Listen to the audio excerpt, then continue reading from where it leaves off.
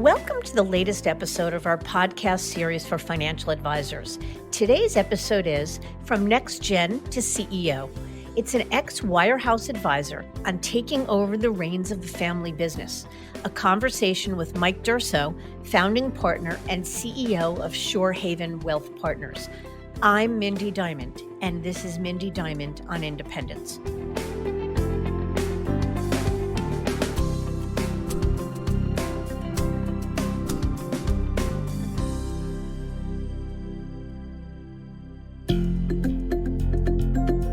This podcast is available on our website, diamond-consultants.com, as well as Apple Podcasts and other major podcast platforms. If you are not already a subscriber and want to be notified of new show releases, please subscribe right on your favorite podcast platform or on the episode page on our website. For Apple Podcast users, I'd be grateful if you'd give the show a review. Your input helps us to make the series better and alerts other advisors like you who may find the content to be relevant. And while you're at it, if you know others who are considering change or simply looking to learn more about the industry landscape, please feel free to share this episode or the series widely. Success is often rooted in having strong beliefs. That is, a belief in a mission or vision, or even the team that's driving the ball forward. For Mike Durso, it was a belief in the business that his father, Larry, started back in 1978 at Merrill, later moving to Prudential Securities and on to Wells Fargo Advisors in 2003 and Morgan Stanley in 2011. Mike joined his father's team at Morgan in 2016, coming from a background in asset management with the likes of AllianceBernstein and later BlackRock, with the goal of bringing his diverse background to the family business and leveraging his institutional experience within wealth management. Yet it was also Mike's ability to see things from a perspective that was unlike his dad's. While he shared Larry's strong belief in doing everything they could for the clients, people Larry treated like family, Mike also felt that there could be a better way to serve them while creating a lasting legacy. It was through due diligence that Mike realized they were captive in the employee model at Morgan, and to truly do their best for their clients and build for the long term would mean launching their own independent firm. And that they did. In 2020, Larry, Mike, and their team left Morgan with some $400 million in managed assets to launch Shorehaven Wealth Partners in Red Bank, New Jersey, with support from Dynasty Financial Partners. Just 2 years later, Larry handed over the reins to Mike, naming him CEO of Shorehaven. And today, Mike, Larry, and the team at Shorehaven continue to build upon Larry's vision to build a firm that's right for their business and the clients they serve today, but even more so one that will thrive well into the future. In this episode, Mike discusses his journey from employee to breakaway to leader with my partner, Lewis Diamond. Mike shares the limitations he saw in their practice at Morgan and how having their own independent firm breaks down those barriers. He talks about the expanded capabilities they're realizing in independence and how they're now better able to achieve their goals. They discuss succession planning and overcoming the potential impact of merging business life and family life with advice for other next gens. And they talk about building for the future and much more. It's a great story with lots to discuss, so let's get to it.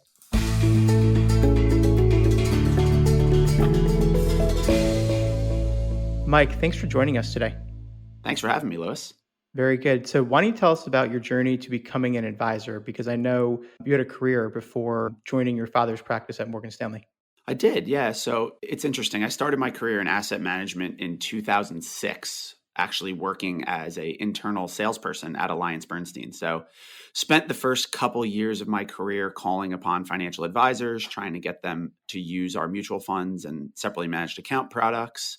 In 2009, kind of saw where the direction of the asset management industry was going. And I decided to go from AllianceBernstein to what at the time was BGI and join the iShares ETF business. And so worked in the iShares ETF business for 5 years. I covered advisors for the first 2. I transitioned away from the advisory world to cover institutional clients for iShares and what became BlackRock after they purchased BGI, working with pensions, foundations, and endowments. And then my last role at BlackRock was actually covering some of our partners that we've worked with today. So I covered Morgan Stanley, as well as I covered Fidelity on the ETF due diligence side, and really worked with those product providers to try and get iShares onto their platform. So interesting way to start your career, really try to get a well-rounded approach on the asset management side and understand how all different types of people manage money. I took a short 2-year move after BlackRock to go work at a small asset manager up in Greenwich, Connecticut. And after parting ways with them, I decided to take some time and really figure out what I wanted to do with my career. And there was always in the back of my mind the potential to work with my father, but it was never really planned. There was no setup. Okay, you work for 10 years and you're going to join me. It was just kind of serendipitous how it happened. And I spoke with Larry and the team and decided that I thought it would make a lot of sense for me to join the team. So I did that in October of 2016 at Morgan Stanley. Perfect. I can absolutely resonate with that journey too. Not having the requirement or even kind of I would say the general knowledge that you're going to go join the family business, but your career path led you to becoming an advisor. And clearly it was a really good decision. I'm very happy with it. Yeah, I would say so. So you hit on some of it, but what do you think it was with the skills you acquired with BGI and BlackRock and Bernstein that makes you a better advisor today? Or put another way, what did you learn from those roles that helped you contribute to the business in a different way than you could have if you just joined right out of school? Yeah, I think what was so interesting was just going through those training programs and really getting sales training that, historically could be kind of hard to get in a financial advisory world. So we did tons of training on phone sales, in-person sales, presentation skills, really just trying to understand and learn the best way to work with clients. The other thing that was really interesting to me and kind of opened my eyes into the world that was out there was working with independent advisors, working with regional advisors. I mentioned I worked with pensions, foundations, and endowments, really just getting a diverse view on how people think about asset management and how they work with their end clients. So obviously on the advisory side, your end clients are the retail marketplace. When you work with a pension, you're working with people who are managing money for pension funds, right? So teachers and firemen and police officers. And there's a different focus there from sitting down with an endowment who's trying to work on distributions and manage money for a university. And I think having that well-rounded view has really helped to bring a different viewpoint into Shorehaven. In addition to that, I think the biggest thing for me has just been my network. I started my career at these big asset management firms. As I'm sure you're aware, a lot of people leave those firms and work at a lot of different companies throughout the industry. And so not only do I have a good understanding of what goes on in the advisory world, but I also have a good understanding and good network on the asset management side of things to figure out who we should partner with and who's really going to help us build and grow that business. And a lot of the partners we have today are people that I ended up working with 10, 15 years ago, either rekindling those relationships or people I've stayed in touch with over time. Yeah, it sounds like the most ideal training ground. And did you have any hesitation about going into the family business? Of course. There was a couple things. For one, it's always a challenge to work with family, as I'm sure you know. Expectations are very high. I do a good job of compartmentalizing the personal versus the business. It's been a little bit harder for my father, and we've gotten to a really good place with it. But I think early on, this is his entire life. And so to him, family is business. And also for his clients, I think a lot of clients think of him as family, which is why he has been so successful. And for me, growing up in that corporate environment, you talk about your family, but there's definitely work and then there's family. And so I think that we've gotten to a place where we really have a good understanding of what should be left on the family side and what should be the business side. And also knowing both of us, we're both very strong personalities. We have strong opinions on things, but there's definitely a mutual respect there, which allows us to really understand where the other person is coming from. And if there is something that he's right on or I'm wrong on, there's going to be no stubbornness. There's not going to be digging our feet in.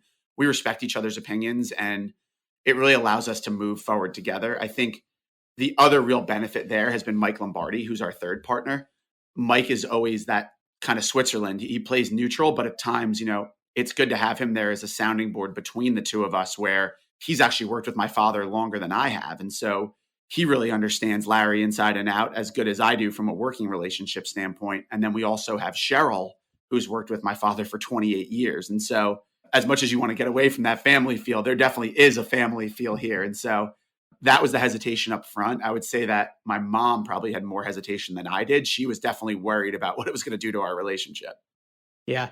And do you think any of the fears were valid? I mean, of course, any fear is valid, but at the time, the paranoia and the anxiety about what could happen if you came into a business, do you feel like you guys overcame them pretty quickly, or did a lot of the fears come to fruition? It took time, and it definitely wasn't without its blowups. Him and I are very heated people. We definitely are passionate about this. And so we've definitely had some pretty good blowups in the office. What I would say is that one thing we've really focused on is just communication. I think a lot of times, if you allow things to build up and that anger builds up underneath, or you're not realizing that the other person is getting upset, that's where we've had our worst moments. But I would say I'm very happy with our relationship now. I think our personal relationship is stronger than it's ever been. And I think a lot of that is because of what we've done from a business standpoint.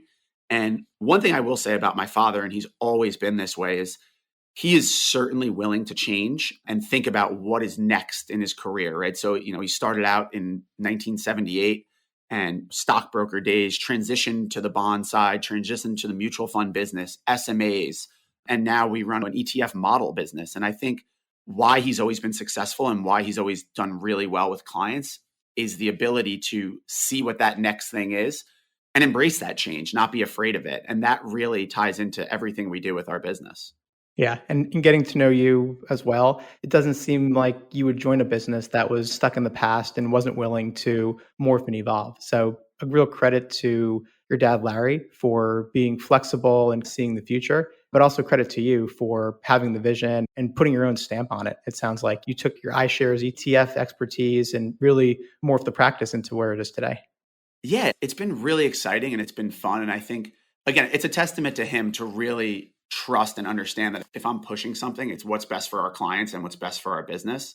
And we've seen that over time. And I think that he's been great at understanding what that next iteration of the business looks like. And it's been exciting. Perfect. And I think that'll be a good segue into the rest of the interview. But before that, let's just get some background and perspective. So you talked about your dad, Larry, starting in the business in 78. Can you just take us through how Larry built this practice and then what the practice ultimately looked like when you guys were at Morgan Stanley together? Yeah, so it's amazing. I mean, I always say it's the greatest job in the world once you've established it, and it's the hardest job in the world to get it established. So I agree. I have the utmost respect for my father and the business that he's built. And like I said, it's been 44 years now of him doing this business, and a lot of clients have been with him for 40 plus years. And anyone who knows my father knows that he cares about them. He is a relationship person first and foremost. He treats our clients like family. We have clients who he started out with the father, and it's now the grandfather, and it's the children, and it's the grandkids, and everything he does when he is working at, whether it was Wachovia, Wells Fargo, Morgan Stanley, and now Shorehaven, is to do what's best for our clients. He's constantly thinking about them. He's constantly thinking, what is the best for each person we work with? And it's really cool for me to sit down coming into the business only 6 years ago and hear the things that our clients have to say about him and the way that he built our business, because you always hear it at home and you assume that your parents do a good job, but you don't know at the end of the day. And listening to clients who in 1980 came in to meet my father with very little wealth at the time and have grown into be successful people with a great family and a retirement plan and put their kids through college, it's a real testament to the business that he's built. And we certainly wouldn't be here without him today. And I think a lot of times I talk about the scale that we've built into our business and a lot of the younger clients that we're able to bring on today. So much of that is just subsidized by that core consistent business that he's had for 30 plus years. Can you explain that the last concept a little bit more? So you're talking about bringing in the next crop of clients. I would presume that means they're not as affluent because they're earlier in their careers. So can you just talk a little bit more about that concept and how it's played out? Yeah, I think if I was out there building my own advisory business today and I need to be out there putting food on the table for my children, it's hard to sit down with someone maybe who has $250,000 or $100,000 in certain instances and saying, we're going to build a book of business with a bunch of $100,000 clients. But we know that the future of our business is those clients. It's clients who maybe have been working at the same company for 10 plus years. So majority of their wealth is in their 401k and they don't have much taxable assets, but starting with financial planning now is going to be much more beneficial for them than if they start 5 or 10 years from now. And I think having that core group of clients that we've worked with forever, that we've done financial planning for and estate planning, and we've seen it through, it's worked out over time. That allows us to say, okay, we have this great group of core clients that we know are not going anywhere. We can go out there and take on clients who might be smaller and bet on the come with those clients that, okay, although you might not have the assets today, we know that 1, you're a great person. 2, you have a really solid career and you're starting to build a family. Let's start out now and really get things going to put that plan in place to hopefully get you to be that big client of ours 15, 20 years from now. Because at the end of the day, we want to work with people who we really enjoy working with and who enjoy working with us. And so we don't need to put that asset target on clients to say, okay, $1 million and above. We would much rather work with people who we like and we want to work with and really appreciate working with us and what we can do for them.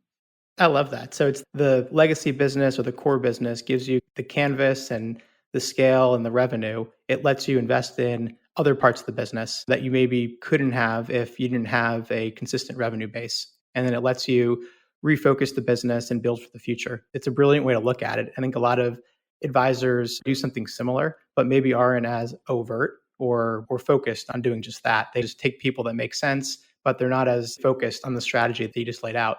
Did it bump into any challenges when you were at Morgan Stanley, assuming there's asset minimums and other types of policies in place?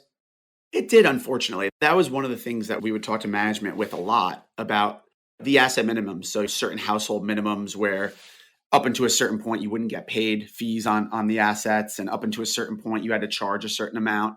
One thing that Larry was always forward thinking with and tried to do this with clients, and we do it now at Shorehaven, is what he calls a country club pricing model. Essentially, if we have anyone that comes in that's part of a family relationship, whether it's a grandkid, whether it's a child, we price them all at that family pricing. So if your parents are at 75 basis points and you only have a $10,000 account, that $10,000 account's at 75 basis points. And the goal there is to really let people know that this is a family business and we plan on working with your family for the rest of your life and the rest of our life at Shorehaven. We want to build this for the long run. And we truly believe that the best way to do that is to consistently build that multi-generational approach with our clients. And we live it ourselves, right? We're a multi-generational family business. We want to have multi-generational family relationships. And what we say to clients and what we say to prospects is we hope that if you hire us and you work with us, that we'll be the last advisory business that your family ever works with. Yeah, you got your own home cooking. Of course. Amazing. So looking back, what were some of the best parts of working for Morgan Stanley? What did you benefit from on that platform? I think the biggest thing for us was just the structure of everything was put in place. One of the biggest challenges when we were launching our own firm was to trying to figure out how all the different pieces came together. And at Morgan Stanley, one of the things that they were really focused on was making sure that it was in one place on your desktop where you could see everything in one place, single sign-on, nice and easy. Another thing that was really helpful, especially tied into my BlackRock days, was that Morgan Stanley had a strong relationship with BlackRock on the Aladdin side. And so they built out the technology where I had a ton of familiarity with Aladdin, which is the risk software. And we were able to have that on our desktop when analyzing our portfolios. So that was really helpful and a great way for us to manage our portfolios. Thanks for sharing that. And what was the motivation to considering alternatives in the first place? What was going on with the business, or what were you looking to solve for that you believed you couldn't by staying put? I think there was a couple things. First and foremost, I was a big believer that Larry's business was his business, right? And the business that he created over the years from 1978 until 2020 when we left was his business. And there was a lot of back and forth with regards to who the clients belonged to at the end of the day. And so that was something where I felt that if we wanted to build something for the long run that was going to maintain his legacy, the best and only way to do it was to own and operate our own firm. So that was definitely step one. I think step two was from a technology and ability to deliver best in class for our clients.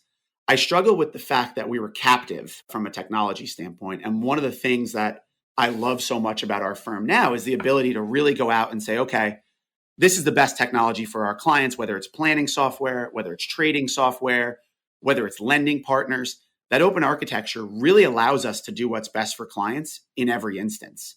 And unfortunately, there's a lot of benefit to being in the wirehouse, but one of the downsides is that there's a lot of advisors that they have to serve. And so, have 15, 16,000 financial advisors that are going to be using the technology and the platforms. And so they need to make sure that it's beneficial across scale. And for us, we just have to make sure it's best for our clients and best for our business.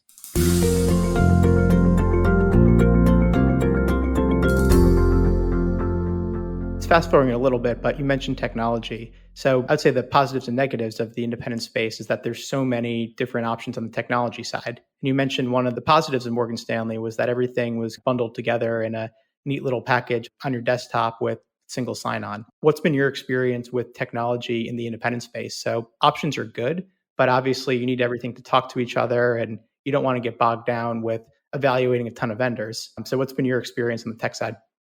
Yeah, so first, Dynasty was really helpful in kind of narrowing it down for us up front. Obviously, having them in the transition and understanding our business and how we work, I think really helped us to narrow the options around, okay, these are probably the 3 to 4 that are best for you. But I will say that it's overwhelming, right? Every day you're getting an email from a different technology provider and everything seems interesting when you first read about it. For us, I think it was, let's figure out exactly what we need and what is the best way to implement on that.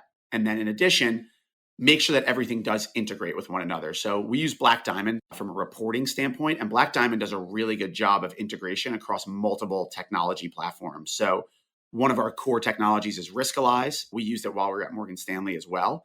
And Riskalyze does a really good job of integrating through Black Diamond. So I think once we understood what we wanted and how we wanted to use it, it was just a matter of putting all the pieces together. But that's where Dynasty was huge in helping us to say, okay, we have a single sign-on through Dynasty. Depending on what technology we use, we can get it in that single sign-on. And then just make sure everything's integrated. It takes time to learn like where you first click in the morning. But after a while, once you get everything squared away, it's pretty easy to get from point A to point B and then continue on with your day. Right. That makes sense. It's about the focus, and we'll get into the relationship and the decision to work with Dynasty, but that is one of the major value adds is trying to put some structure around what could be a pretty overwhelming and time-consuming process of building your own tech stack. And let's talk about your criteria for evaluating options. A business of your size, and let's actually hit on that too, just how big was the business when you transitioned? That'd be helpful for perspective. But what was it that you were looking for in a partner and a platform and ultimately to kind of be part of your roadmap? Yeah, so the business was a similar size to it is now. So right around 400 million under management. We had a couple of other support staff at Morgan Stanley, but right now we're 5 people in total. I think that the criteria for us, it was interesting. So we sat down with everybody to try and figure out who would be the best partner for us for what we were looking to build for the long term. And I think 2 things really stood out in the decision-making process. One was who understood the way that we wanted to build the business for growth, right? Because we had a strong legacy business, but we definitely want this business to grow. So what's the best way to build scale? And then the other thing that was really important in the evaluation process was if we were going to do this, we wanted to own our business outright. Mike and I were both 36 at the time. Larry's in his mid 60s, but wasn't planning on going anywhere. And if we were going to do this, we wanted to do the work right. And we wanted to own our business outright. And so having 100% ownership of the business was really important. And then making sure we just partnered with people who understood our goals as a business, understood our goals for our clients, and then would give us the runway and capability to scale up. So, Mike, Larry was a career wirehouse guy. Was it hard for him to think about doing something completely different, being the transition into the independent space? I mean, who wouldn't want ownership and to create a legacy and control? But especially, I mean, he's been in the wirehouse world since 1978, was very successful there. Was it hard for him to pick up and leave or even think about moving outside of a model that worked really well for him? 100%. I think that I was definitely the engine pushing for that to say, okay, guys, we're going to do this. We need to create our own business. We need to own our brand. And there was fits and starts along the way. So it took us a while to get through the due diligence process. There was a lot of thoughts in regards to when should we do this? Why should we do this? I think he really understood it prior to leaving and was excited about it. I think when we launched the firm, it's a fire drill, first 6 months to a year. I do think that after that first year, looking back on it and I'm sure you've heard this many times, it was, I can't believe we didn't do this earlier. But I will say, I think that a lot of what we put in place at Morgan Stanley prior, from a model standpoint, from a financial planning standpoint, all of that needed to be in place to then go independent. If he wanted to do this in 2011, when he went from Wells Fargo to Morgan Stanley, I don't think it would have gone as smoothly. And so, although it always sounds great to say, oh, I wish I did this earlier, I think that everything happens for a reason. And timing oftentimes happens for a reason. And so he came around to it. And as I was saying earlier, he's always been forward thinking and always looking at, okay, where is the puck going versus where is it now? And the independent space has a lot to offer to our clients and a lot to offer just from that open architecture, ownership, and flexibility standpoint. So a lot to unpack there. So I'm curious, what were his biggest reservations about going independent, and how did you help him overcome those?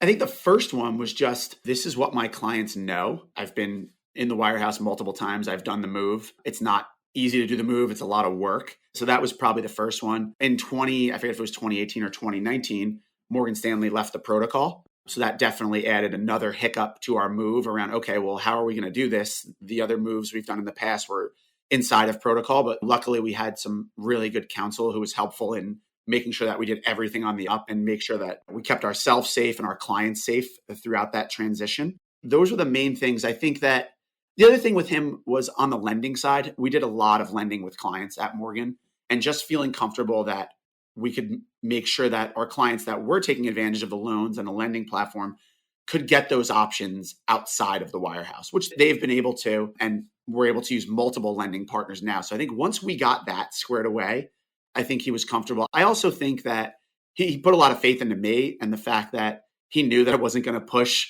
to ruin his career's work by trying to make us do something that was risky or wasn't going to work out at the end of the day. And so I took that very seriously and spent many waking hours and probably sleeping hours thinking about what was the best way for us to do this and really do this the right way to build it for the long term.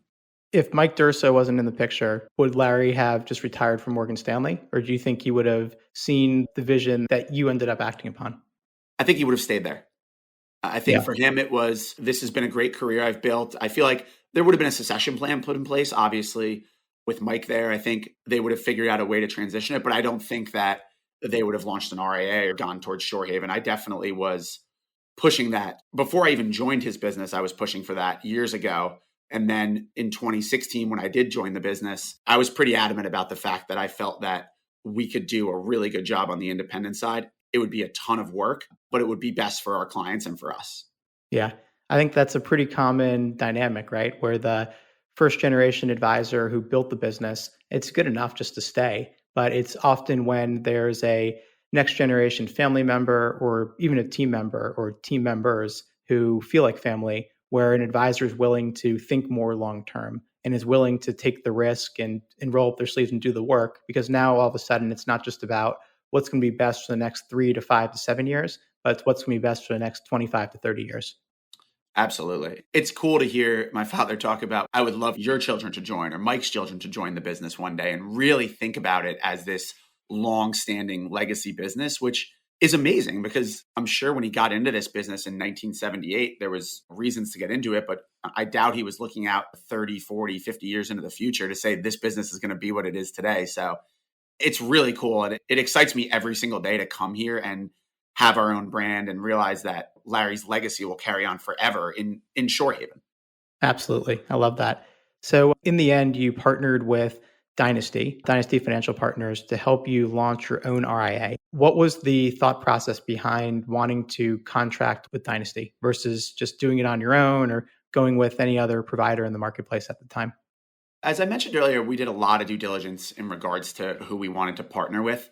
One of the things that always struck me about Dynasty was their understanding of the RIA marketplace and what it took to build your own firm. And so when we sat down with them and they laid out their 150 plus point plan on how to create your own business and what that transition was going to look like, and everything from compliance to the website to training platform to logos and branding and anything you could imagine on this 150 point checklist, we felt really comfortable that the creation of our business and our brand was in good hands with Dynasty. Anybody who's sat down with Cheryl and his team knows that they are certainly hyper-focused on growth. They are hyper-focused on doing business. And at the end of the day, that if you partner with them and have a business that you want to grow and grow successfully, they're a really good partner to have. The other thing, and I mentioned it earlier, was at the time, they were really the only firm that was willing to allow you to own and operate your RIA and manage it under your ADV. And so we were adamant about, we wanted 100% ownership of the business. We wanted our own ADV. We didn't want to do any sort of roll up or private equity. And so Dynasty provided that for us. And after sitting down with them, the decision was made pretty quickly. We did meet with other partners. We felt that we want to do our full due diligence on this, but after meeting with them, the decision was pretty clear pretty early. And what was the reasons why you wanted to have your own ADV? And with those reasons, do you think it was the right decision to have your own ADV today? I do. I think that the reasons initially were, if we're going to do all this work to create this business, at the end of the day, we want the good and the bad to fall on our shoulders. We want to make those decisions at the end of the day and never get in a situation where, okay, we signed up on someone else's ADV, they've now been purchased, and now you're an employee of XYZ Financial. That was something that I was really adamant about. And one of the biggest things that was exciting about launching our own firm was the opportunity to be a business owner and really take the good with the bad, right? Turn on the lights in the morning, bring in the waters, but also have the ability to pick your own product, pick your own partners, the type of clients you want to work with. And all of that, we knew that as long as we owned our own business and our name was on that ADV, we could control that. Now, that doesn't come without challenges. Going through the SEC review the first year into the business and handling all of that and making sure that everything is on the up and constantly moving forward. It's certainly a lot of work, but I think at the end of the day, we wouldn't have it any other way. Yeah, it's worth it because to you, it's about control and freedom, and you're willing to put in the work because that's the price of it. And some people, they don't value those items as much, or they value them to an extent, but they don't want to invest in building their own RIA like you did. So I love it. It makes sense. I think also one more point on that, Lewis, is I talk to a lot of advisors inside the wirehouse, regional, people inside RIAs. I think there's a very big difference between being a business owner and being an advisor. And it's one of the things I lay out often when we talk to people is, do you want to be an advisor who works with clients and has those relationships and builds portfolios, all the things that you really enjoy? Or do you want to do that in addition and be a true business owner, right? Do you want to have the corporate structure where you're a business owner, where you're dealing with vendors and dealing with technology and all the things that go into being a business owner? I think is very different than being an advisor. And one thing I say all the time is that I think one of my biggest benefits to our firm is the fact that traditionally I'm not an advisor. I've never been the person that sits down and does financial planning or talks about budgeting and cash flow. You know, Mike's a CFP. He's really good at that. John, who we hired a few months back, he's a CFP. My father's been working with clients forever. So I have the ability to really look at it as a business owner and think about Shorehaven as a business to do what's best for our clients without having the cloudiness of having to be that day-to-day advisor for our clients. Yeah, you're able to work on the business and kind of take the global view versus more just being really busy with serving existing relationships. They're full-time jobs.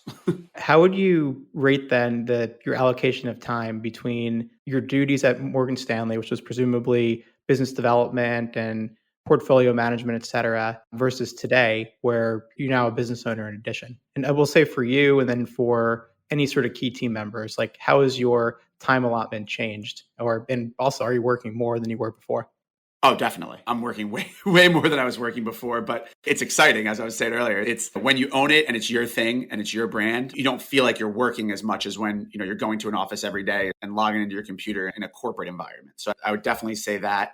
For me, I think that one of the things I really wanted to do with Shorehaven, and I think we've done a good job of, is creating scale and structure in the business. And so if something falls under that planning arm, it is Mike's first and foremost. He owns it. He starts it from A to Z. There's parts where maybe someone else needs to get involved, but that is his core thing to work on. If it's operational, Cheryl is handling that on a day-to-day basis.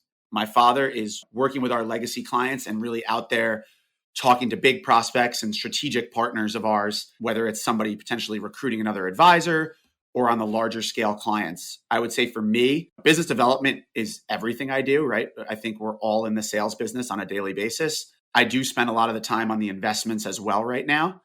But one of the things in addition to that structure is creating scale. And so maybe we'll talk about it a little bit later, but some of the technology and scale that we've put in place has allowed us to take our 5-person firm and feel like a 50-person firm. And so that's allowed me to take some things off my plate that historically would take a lot of my time, which now allows me to really think about the business and the bigger strategy and structure and how we want things to look moving forward, whether it's from a hire standpoint or potentially bringing on other advisors. That is something that I didn't do any of at Morgan Stanley that I spend a lot of my time on now. Yeah, love that. And how about the choice of custodian? So you partnered with Fidelity as your primary custodian. Why'd you pick them over any other provider in the marketplace? Yeah, we had great conversations with all the custodians. And I think that one of the things we really liked about Fidelity was, one is the name, right? Everybody knows Schwab and everybody knows Fidelity. I think that people feel comfortable with the name. Coming from a Morgan Stanley, I think that is one thing that we were a little nervous about around, okay, you're going from this big institution that everybody knows. Let's make sure that we have a name on the wall that everyone feels comfortable with, so they don't think they're just sending the money to Shorehaven Wealth Partners, right? We have Fidelity behind it. That was the first thing. The second thing about Fidelity that I really liked was I had worked with them a lot, as I mentioned earlier, when I was at iShares, helping them set up that commission-free ETF list, understanding what made sense from an advisor standpoint on what products would be best to use. So I had a real comfortability there. And then I also really enjoyed their forward thinking from a technology standpoint. So we went to Boston, we checked out Fidelity Labs, some of the things they were doing on the AI side, some of the things on the crypto side and digital assets. And to me, it was very forward thinking about how they really viewed the marketplace and the future of the marketplace. And we've been really happy with the relationship that we have with Fidelity. Yeah, seems like the right move. And I like that. You gave some very original reasons why Fidelity or why Schwab, et cetera, because it is a hard decision and there's a lot of things that they all do well. And sometimes it's hard to pick out what really is going to win the day. And brand's always part of it, but I think you laid out a couple of other helpful items. So let's talk quickly about the transition. How'd it go? How much did you move over, et cetera? It was an adventure. The transition was definitely one of those times where 18, 20 hours a day working, but it went well. There was a couple things at play. We transitioned in the middle of COVID. So it was July 2020 when we launched the firm. So definitely had some challenges, but strangely enough, there was some advantages to that as well. Everyone was in their house. No one was on vacation. We overnighted paperwork to clients who I know historically, a relationship with my father would have been, that's great. I look forward to coming with you, but why don't you come out to Long Island? We'll go to lunch, bring the paperwork. Instead, it was, sure, overnight me the paperwork. We'll do a Zoom tomorrow and we'll begin that process. So from a time standpoint, I think it cut down the time to transition. Some of the challenges of COVID was with Fidelity, everybody was remote. So we were dealing with people who were all over the country trying to help us during the transition. Dynasty was enormous in that. So we had people on site from Dynasty who were really helpful. I think going into it, Cheryl and my father had transitioned from Wells Fargo to Morgan Stanley in 2011. So they had some idea of what the transition would look like, but it was very different because they were transitioning under protocol. And so a lot of the steps that we had to put in place definitely slowed it down to make sure we were doing it on the up and up. But the transition went really well. You brought over, I'd say 95% of our clients, one or two people who had ties to Morgan Stanley that stayed back, but we were really happy with the clients that we brought over. We were also fascinated by the amount of assets that were sitting at Fidelity, either in prior 401ks or IRAs that were rolled over that some clients had just forgotten about. So there was a fairly large asset grab for accounts that were sitting at Fidelity that unfortunately we didn't even know about. And so that was definitely a nice benefit to the transition. Very interesting. Yeah, got some built-in growth. Yeah. Love it. What about two things that you can do differently now as an independent that you're really excited about? First and foremost is just the brand and the ability to really own that brand and own the narrative that's out there. So whether it's on LinkedIn, whether it's on Instagram, even a lot of the media stuff I'm doing now. So Dynasty has a great PR person, Sally Cates, who's been incredible at getting me some good media outlets to really tell our story and just be out there as a voice in the industry. Unfortunately, at the Wirehouse, a lot of that is controlled from a compliance standpoint, which I understand because you're speaking on behalf of a larger entity. But as Shorehaven, it's great to be that brand and have that face out there to really share what I think is helpful in the marketplace. So that's one thing that's really cool. And then the other thing is just from a technology standpoint, we recently contracted with a TAMP who helps us with tax loss overlay strategies, being able to go out and decide, okay, out of these 3 or 4 strategies, which is the best one for Shorehaven and which is the best one for our clients, being able to make those decisions. And as I mentioned earlier, that's not for everyone. I think that there's a lot of work and due diligence in it, but I think we were really well positioned for that. One, with my background, and two, with really understanding what makes sense for our clients. We have a core group of clients who over time have been consistent, and we know that most of our clients fall within 3 or 4 buckets. And so if they fall within those buckets, we're able to build that scale and use that technology to meet what's best for them. Excellent. All right, so let's pivot. I'd say we're kind of bury the lead here, but I think this is going to be the most interesting segment of the interview. Not that the rest wasn't great, but we want to talk about your second transition. That was to become the CEO of Shorehaven earlier in 2022. Let's just talk about that. When did the process of you becoming CEO begin? Because I know a lot of folks listening are in family businesses or are the next man or next woman up. And the process of succession and taking over the reins of a really well-entrenched business is challenging. So I'd love to just hear about how it all began and what your process was with your dad, Larry. Yeah, it was interesting. I think going into the business, there was no conversations around me being the CEO.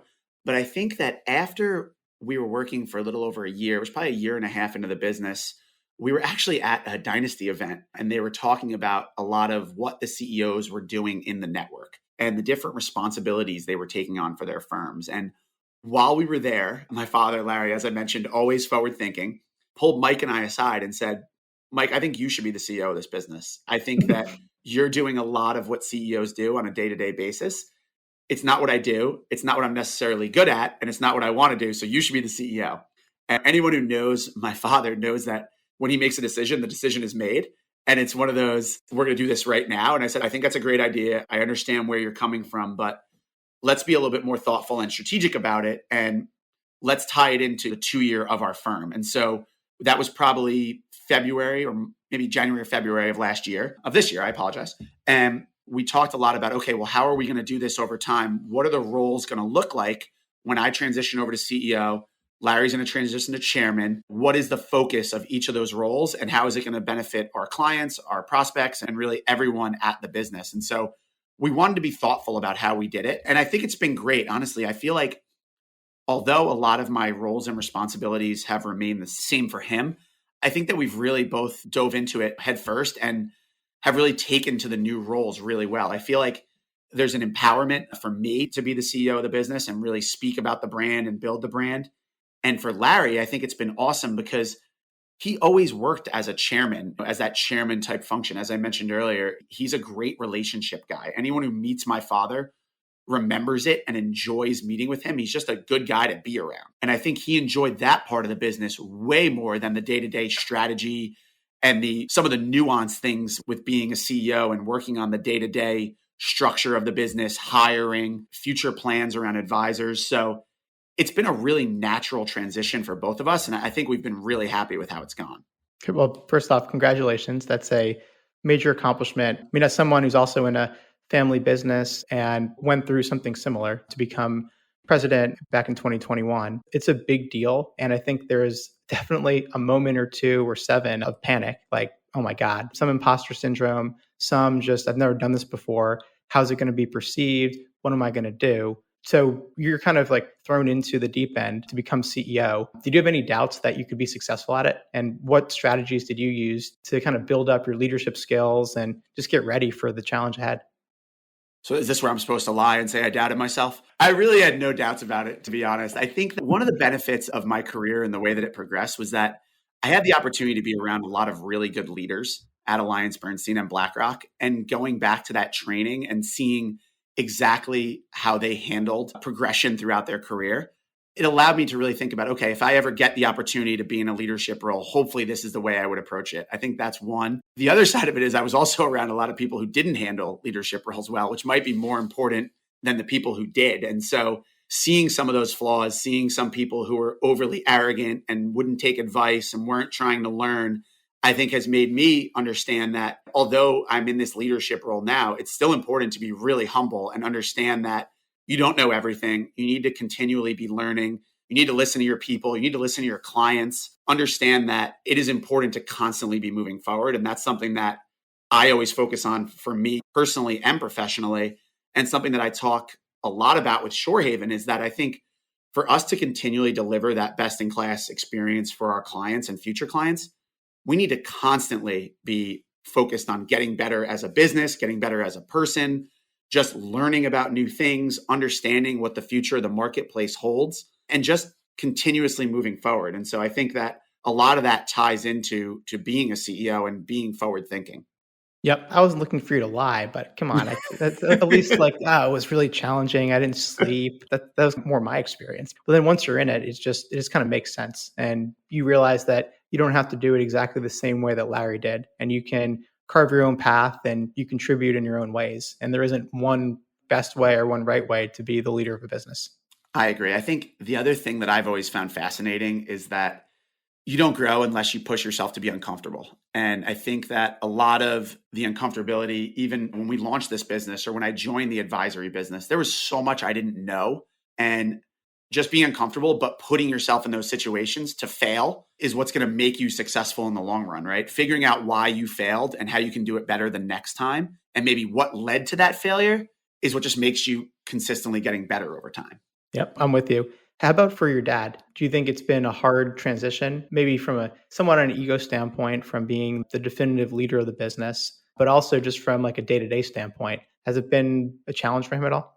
I do. I don't think the challenge has come recently during this change. I think we went through some of those bumps and bruises earlier. I would say we even had some of those challenges at Morgan Stanley where I was always focused on getting him to focus on what was the most important thing for our business, right? To not worry about some of the minutia and the day-to-day stuff and say, go out there and talk to our biggest clients. Focus on that. I'll handle the investments. Mike will handle the planning. And I think that if you look back 5-6 years ago, delegation was a little bit of a problem for him because I feel like he had always done it his way. He built the business. He made it incredibly successful and he knew the right way to do it. But I think he also knew that over time, it was just too much for him to handle. And as the business grew, as we added financial planning capabilities, as we ramped up our investment capabilities, that it was just way too much for one man to do. And so he's gotten really good at delegating and allowing people to stay in their lanes. And that's something that I think makes us so successful at Shorehaven is the fact that we have those lanes, but we're all collaborative at the end of the day. So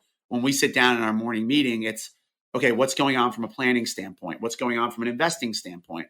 What's going on operationally? And then is there anything that we need to worry about specifically to clients that is a this week problem? And so having those lanes and having those responsibilities allows that structure and I think allows him to feel okay delegating those things. Where if you looked back 4 or 5 years ago, I think that he definitely still wanted to hold it close to the vest and make sure that he was involved in every day-to-day decision.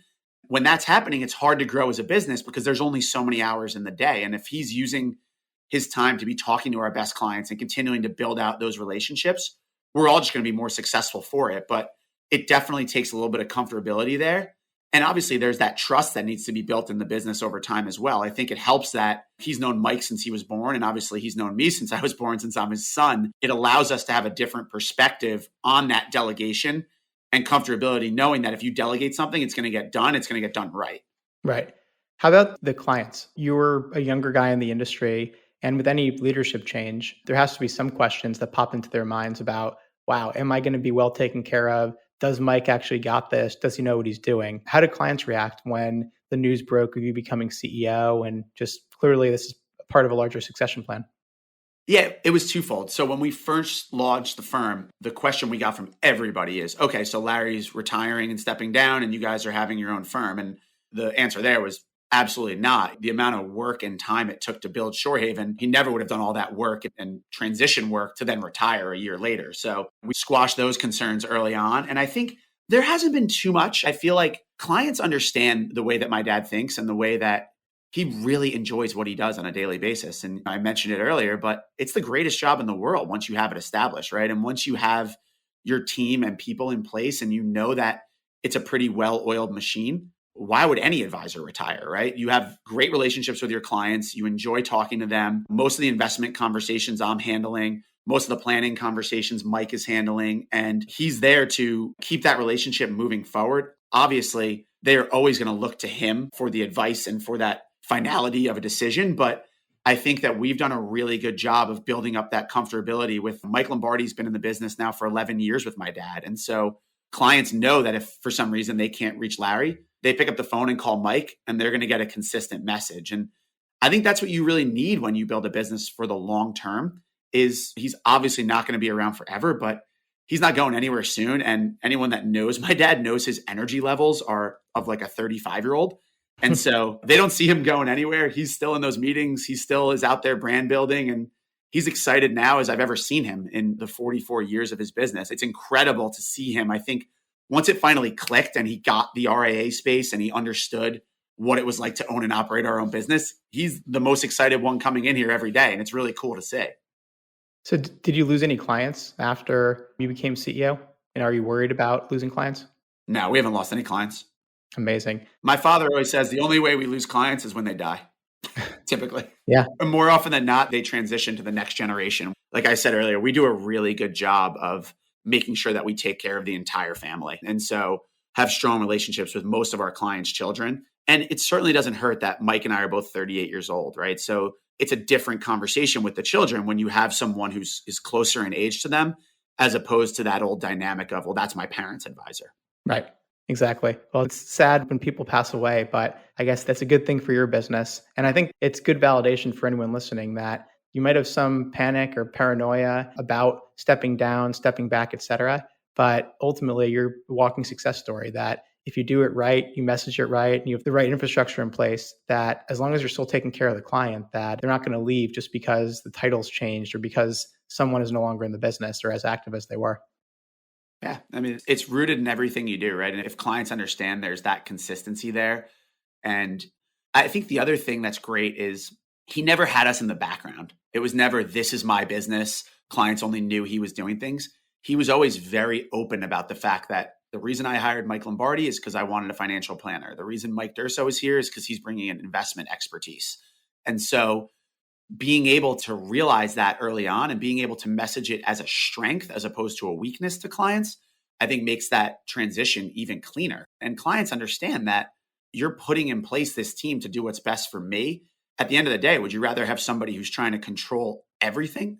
There's 4 jobs there, right? You don't want an advisor who's doing all 4 of those jobs. You want somebody who's put a best-in-class team in place to do what's best for our clients. And so there's a lot of comfortability there. And I think the messaging is always key, though.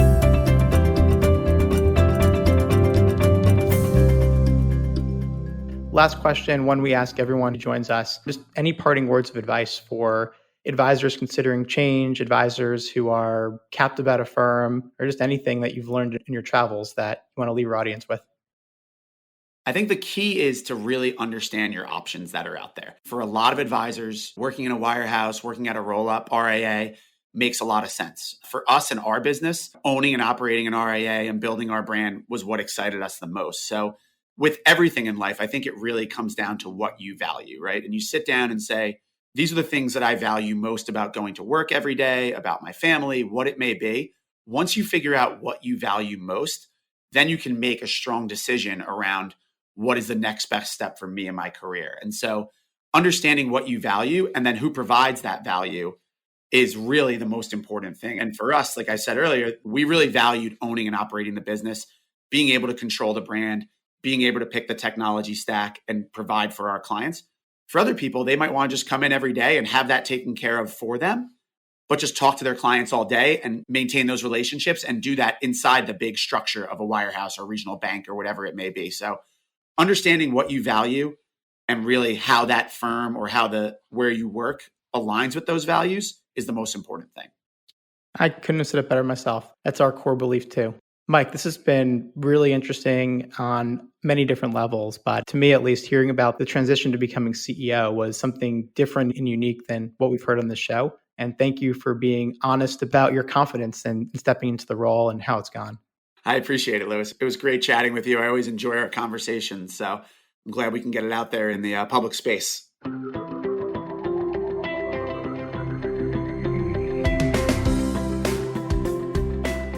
Mike offered some really solid advice for those considering the leap to independence, as well as those looking at succession. Yet it was his candor in sharing that neither are without effort that is most resounding. Because as he shares, there's a certain level of excitement around taking those next steps and ultimately realizing the goals you set out to achieve. I thank you for listening. And I encourage you to visit our website, diamond-consultants.com, and click on the Tools and Resources link for valuable content. You'll also find a link to subscribe for regular updates to the series. And if you're not a recipient of our weekly email, Perspectives for Advisors, click on the articles link to browse recent topics. These written pieces are an ideal way of staying informed about what's going on in the wealth management space without expending the energy that full-on exploration requires. You can feel free to email or call me if you have specific questions. I can be reached at 973-476-8578, which is my cell, or by email mdiamond@diamond-consultants.com. Please note that all requests are handled with complete discretion and confidentiality. And keep in mind that our services are available without cost to the advisor. You can see our website for more information. And again, if you enjoyed this episode, please feel free to share it with a colleague who might benefit from its content. If you're listening on the Apple Podcasts app, I'd be grateful if you gave it a star rating and a review. It will let other advisors know it's a show worth their time to listen to. This is Mindy Diamond on Independence.